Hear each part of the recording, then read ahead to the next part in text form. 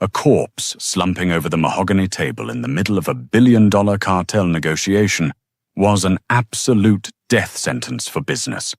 With only seconds to salvage his crumbling empire, Lorenzo Moretti's desperate salvation arrived in the most unlikely form, a delivery worker hauling 80 pounds of pastrami sandwiches through the door.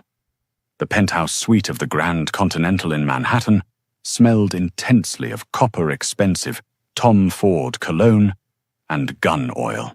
Lorenzo Moretti, the undisputed head of the Moretti crime syndicate, stood perfectly still, his tailored charcoal suit immaculate, though his heart hammered a frantic rhythm against his ribs. At his feet, his chief translator and closest confidant, CEO, was choking on his own frothing saliva, the victim of a fast-acting neurotoxin slipped into his espresso. Lorenzo didn't look at his dying friend. He couldn't afford to. Seated around the massive custom-built mahogany table were three of the most dangerous men on the planet, none of whom spoke more than a few words of English. To Lorenzo's left sat Grigory Yudin, a notoriously brutal Russian oligarch, whose shipping lanes through the Baltic Sea were essential. To his right was Wei Chen, a high-ranking lieutenant of a Macau triad, who controlled the West Coast ports, and directly across from him, lazily spinning a gold-plated lighter, was Hector Salazar, a volatile cartel boss from Sinaloa. This meeting was supposed to finalize a three-way, multi-billion-dollar distribution network for untraceable weaponry and narcotics. Without CIO, the fragile alliance was crumbling before it even began. Paranoia was a disease in this room, and silence was its primary symptom. Grigory slammed a meaty fist on the table, his face turning an angry shade of violet as he barked a rapid, aggressive string of Russian. Wei Chen immediately stood up, his hand hovering over the suppressed pistol tucked into his waistband, shouting back in harsh Mandarin. Hector chuckled darkly, murmuring a threat in rapid-fire regional Spanish that Lorenzo barely caught, but the click of a safety being disengaged was a universal language. Lorenzo raised his hands, trying to project a calm he didn't feel. "Gentlemen, please. Un momento. Please." They ignored him. The tension in the room was a taut wire, seconds away from snapping into a bloodbath that would plunge 3 continents into an underworld war. Then the heavy oak doors of the penthouse burst open. Every gun in the room, a dozen heavy-caliber weapons wielded by the bosses and their shadow-like bodyguards, swiveled instantly toward the doorway. Standing there was Beatrice Gallagher. B was 32, severely underpaid, and undeniably unapologetically fat. At 320 pounds, she filled the doorway, her wide, soft hips straining against the cheap maroon polyester uniform pants of Goldberg's premium catering. Sweat beaded on her forehead and plastered her dark hair to her cheeks. She was panting heavily, having carried 2 massive insulated bags filled with 80 pounds of hot pastrami potato salad and garlic pickles, because the service elevator had stalled on the 40th floor. She froze. Her wide brown eyes darted from the bleeding man on the floor to the custom-tailored monsters around the table, to the dozen hollow-point barrels pointed directly at her chest. Grigory, furious at the interruption, waved his gun at her and screamed a vicious Russian insult, ordering his men to shoot the intruder and be done with it. Wei Chen sneered, adding a cutting remark in Mandarin about the Americans' lack of security, and the sheer size of the woman calling her a clumsy elephant that had blundered into a dragon's den. Hector laughed out loud, tossing out a filthy Spanish comment about what he'd do to a woman with thighs that thick if he weren't so busy. Lorenzo closed his eyes, bracing for the gunfire. Instead, he heard a heavy sigh. It was a sigh of profound, exhaustion-fueled annoyance. B let the catering bags drop to the floor with a heavy, wet thud. She wiped the sweat from her brow with the back of a plump, dimpled hand, planted her thick legs shoulder-width apart, and looked dead at the Russian oligarch. Ja by предпохельчтоби, вие направляли на меня эту вещь, если только не собираетесь оплатить, счет за еду перед тем, как убить меня. Bia snapped in flawless, unaccented, Moscow dialect Russian. I'd prefer you not point that thing at me, unless you plan on paying the catering bill before you kill me. Grigory's jaw dropped. The gun wavered. Before the room could recover from the shock, Bea shifted her furious gaze to Wei Chen.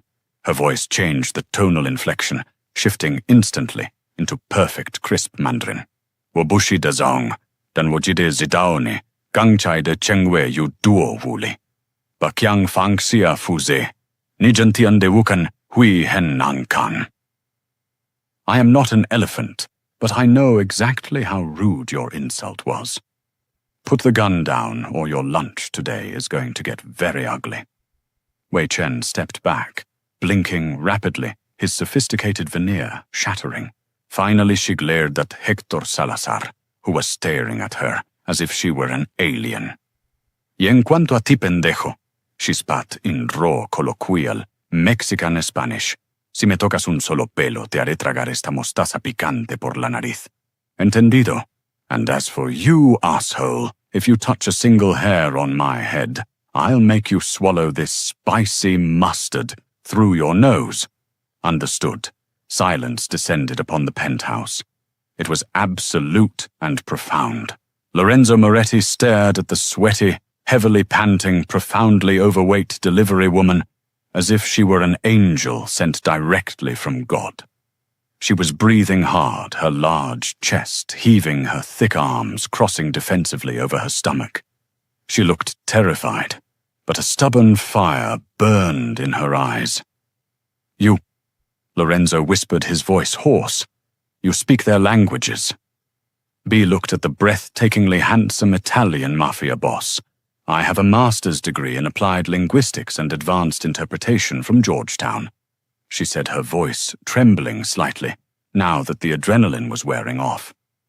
But academia doesn't pay the rent, and a severe anxiety disorder makes traditional corporate work difficult. So I deliver sandwiches. The total comes to $642. Can I please just get a signature? Lorenzo stepped over the lifeless body of his former translator, walked directly to Bea, and gently, almost reverently, took the clipboard from her shaking soft hands. Beatrice, Lorenzo said, reading her name tag. He looked deeply into her panicked brown eyes. I'm going to give you exactly $2 million. Bea blinked. What? $2 million? In cash wire transfer, whatever you want. On one condition. He gestured toward the empty chair next to his at the head of the blood-splattered table. You sit down, you eat a pastrami sandwich, and you translate the rest of this meeting for me. Because if you don't, we are all going to die in this room. Bea found herself wedged into a sleek, minimalist Italian leather chair that was designed for supermodels, not a woman of her significant carriage. The armrests dug painfully into her wide thighs, but the physical discomfort was a distant background noise compared to the sheer terror vibrating through her nervous system. The body of the poisoned translator had been unceremoniously dragged into a coat closet. The 80 pounds of deli food was unpacked. The surreal image of Grigory Yudin aggressively chewing a garlic pickle while adjusting the slide of his Glock 19 was burned into Bea's retinas forever. Tell the Russian, Lorenzo said, his voice, a low, soothing baritone right next to her ear, that the Maersk shipping containers leaving the port of Newark will bypass standard customs via our inside men at Terminal 4. But I need his men to handle the offloading in St. Petersburg. Bea took a deep, shuddering breath. Her large, soft hands gripped the edge of the mahogany table. She turned to Grigory and relayed the message in rapid, flawless Russian, ensuring she used the specific underworld jargon for inside men, izvoy люди, to establish street credibility. Grigori listened, his cold blue eyes locked onto Bea. He replied, speaking quickly and aggressively. B turned to Lorenzo. He says that is acceptable, but he demands a 45% cut of the gross revenue from the Baltic route, not the 35% you discussed earlier. She paused, lowering her voice so only Lorenzo could hear. But Mr. Moretti, the specific phrasing he used an idiom, pust, volk, siestovtsu. Let the wolf eat the sheep. In this context, in the Moscow Syndicate, it's not a negotiation tactic. It's a delay tactic. He's agreeing to the terms because he doesn't intend to honor them. I think he plans to ambush your shipment in St. Petersburg and take 100%. Lorenzo's dark eyes widened a fraction of an inch. A thrill went down his spine. His old translator CO was adequate, but he merely translated words. This woman, this brilliantly sharp, terrified woman with her chafing thighs and faded polo shirt, was translating intent. She was reading the cultural subtext. Fascinating, Lorenzo murmured, his gaze lingering on the curve of her jaw, flushed pink with anxiety. Tell Hector that if he can guarantee the Sinaloa supply lines to the East Coast, I will handle the Russian problem myself. Bee's heart hammered as she switched to Spanish, maintaining the delicate balance of respect and threat required for cartel negotiations. The meeting stretched for 3 agonizing hours. Bey was a maestro, conducting a symphony of criminal diplomacy. She smoothed over Wei Chen's bruised ego with delicate Mandarin honorifics, diffused Hector's explosive temper with culturally specific jokes that Lorenzo couldn't have even conceptualized, and navigated Grigori's treacherous demands. She was exhausted. Her back ached, her uniform was soaked in sweat, and she desperately wanted to go back to her tiny, lonely apartment in Queens and binge-watch baking shows. Finally, the terms were set. Blood oaths were sworn. The 3 international bosses stood offering Lorenzo begrudging nods of respect, their eyes lingering on the fat delivery woman who had somehow brokered the most lucrative black market deal of the decade. As Grigori passed Bea, he leaned down, his massive frame towering over her. "Ty slishkom umna dla togo shtobi raznosit jedu devochka," he rumbled in Russian. "You are too smart to carry food, little girl. Kogda on tebe naskuchit pridikomne. Ja stelaju tebia korolevoj. When you bore of him, come to me. I will make you a queen." Bea didn't flinch. "Ja predpočitaju svoju nezavisimost I u vas iz rta pachnet marinadom," she replied smoothly. "I prefer my independence, and your breath smells like pickle brine." Grigori threw his head back and roared with laughter, slapping Lorenzo on the shoulder before exiting with his entourage. Once the massive oak doors clicked shut, leaving only Lorenzo Bey and Lorenzo's heavily armed guards in the penthouse, Bey let out a massive, shuddering breath. Her whole body seemed to deflate. She struggled to push herself up from the chair, the leather squeaking against her thighs. "Well," Bey said, her voice shaking slightly. "That's done. I'll take that wire transfer now, Mr. Moretti. I can write down my routing number." Lorenzo poured 2 glasses of 20-year-old Macallan scotch. He walked over, handing one to Bea. She took it hesitantly, her large fingers brushing against his. He noticed the stark contrast, his hands calloused from violence, hers soft and plump. "Drink," he commanded softly. She took a sip, coughing slightly at the burn. "You saved my empire today, Beatrice," Lorenzo said, pacing slowly around her. He moved like a panther, silent and predatory. "More importantly, you saved my life.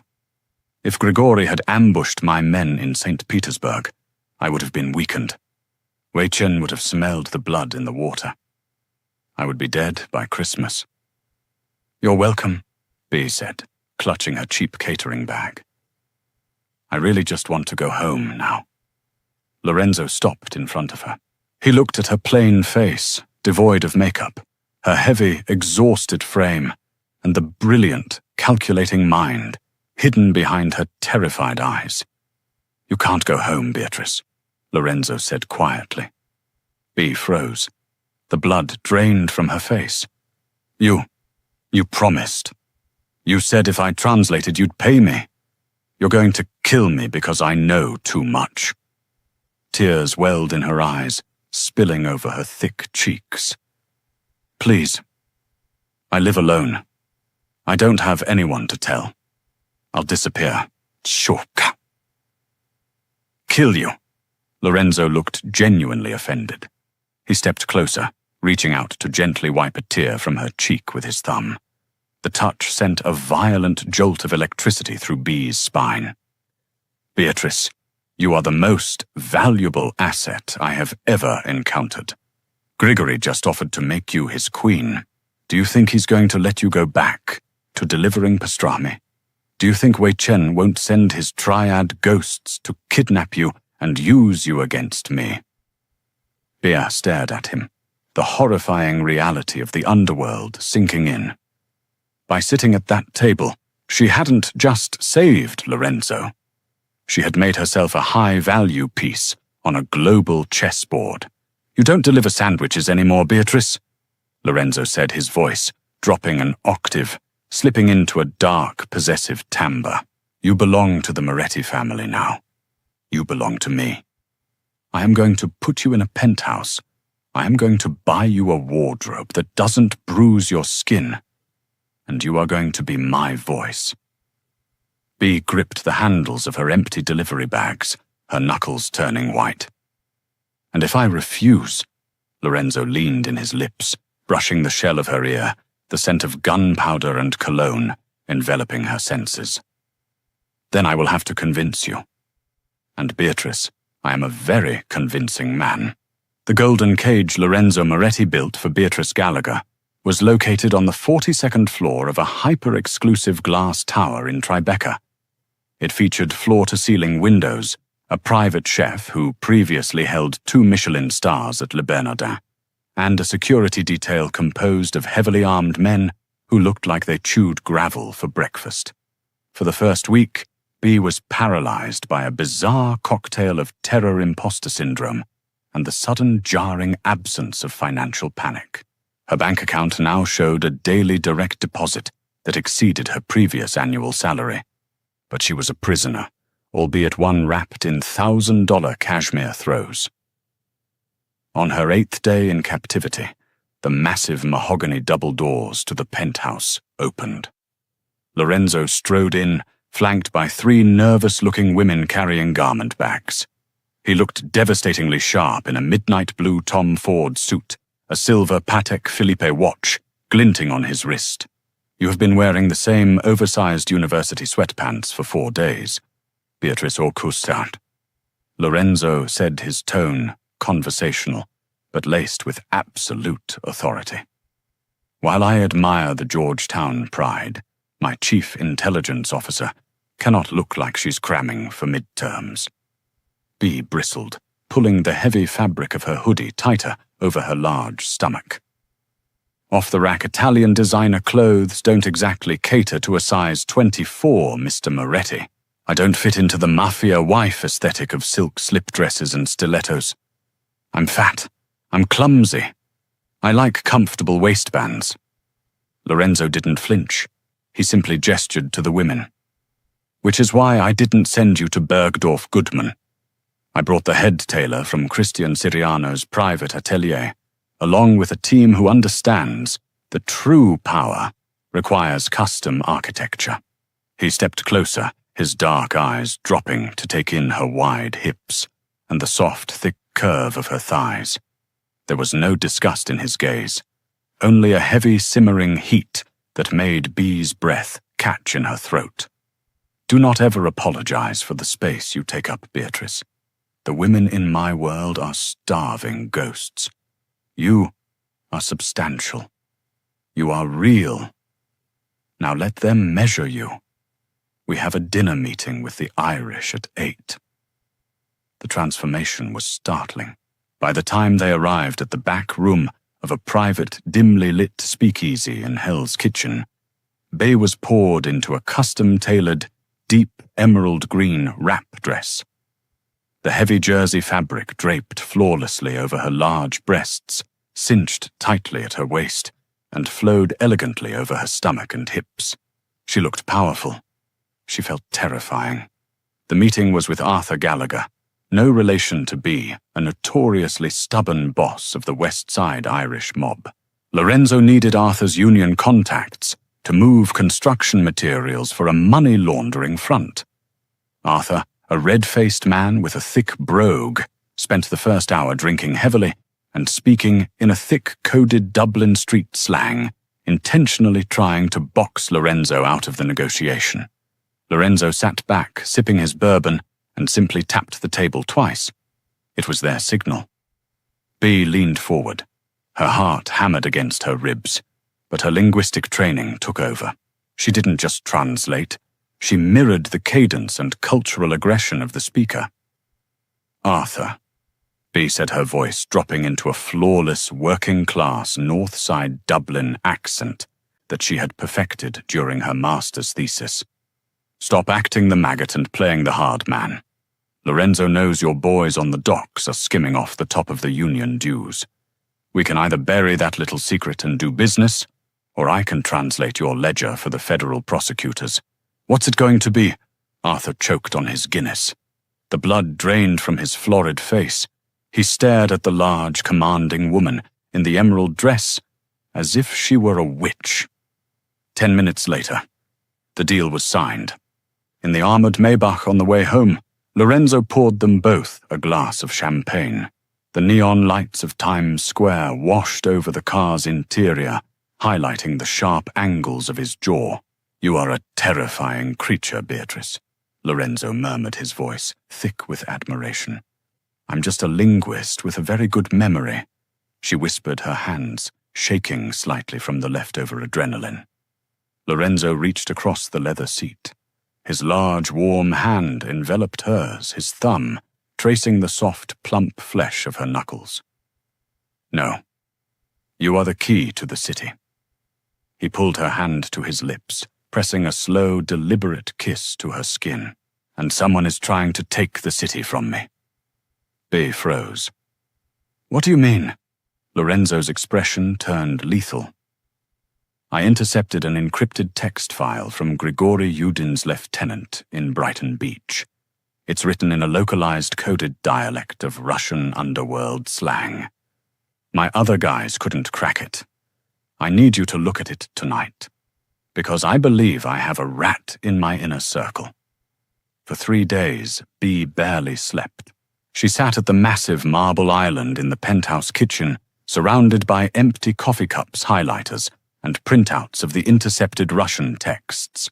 The code was brilliant, utilizing phonetic spelling of Cyrillic, mixed with localized Brooklyn street slang. But it wasn't a match for a woman who had spent 5 years deconstructing morphological typologies. On Thursday morning at 3 a.m., the pieces clicked into place. Bea gasped, her hands flying to her mouth. She grabbed the papers, her thick thighs chafing as she ran down the long hallway toward Lorenzo's private suite. She didn't bother knocking. She burst through the heavy oak doors. Lorenzo was awake, sitting in a leather armchair by the window, cleaning a Heckler & Koch USP compact pistol.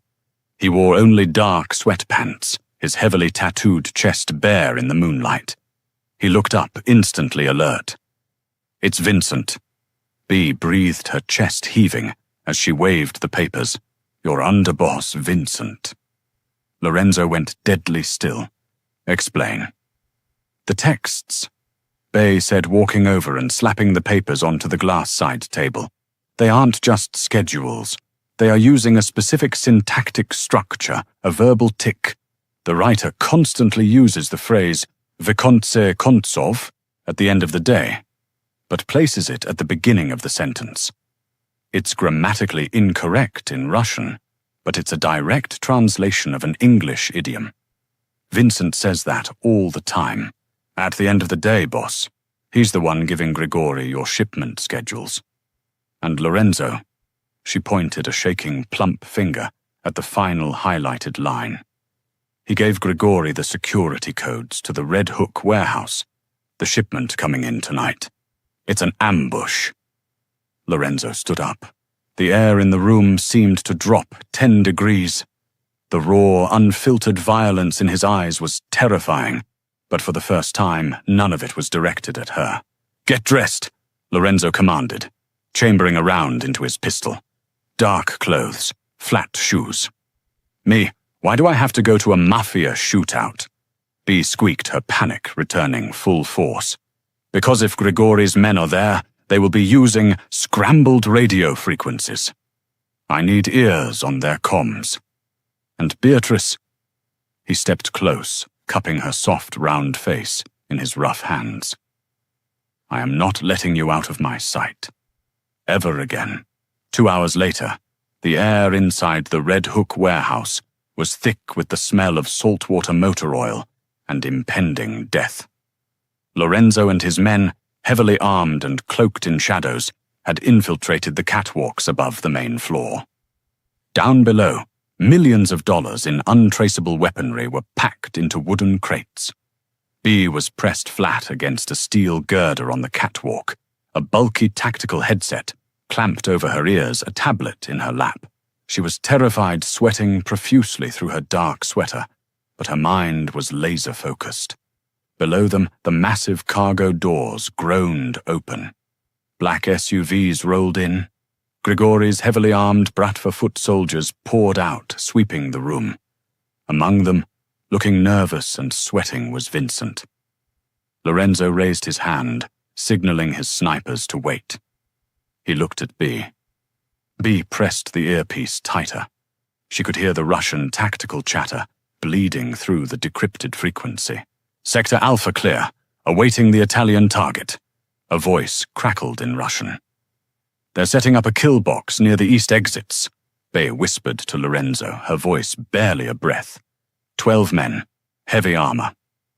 Lorenzo nodded, his jaw tight. He raised his rifle. Suddenly, a massive spotlight flared on from a crane above them, washing the catwalk in blinding white light. One of Grigori's men had spotted a reflection off a sniper's scope. "Na balkon ogon." On the balcony fire, a Russian commander screamed.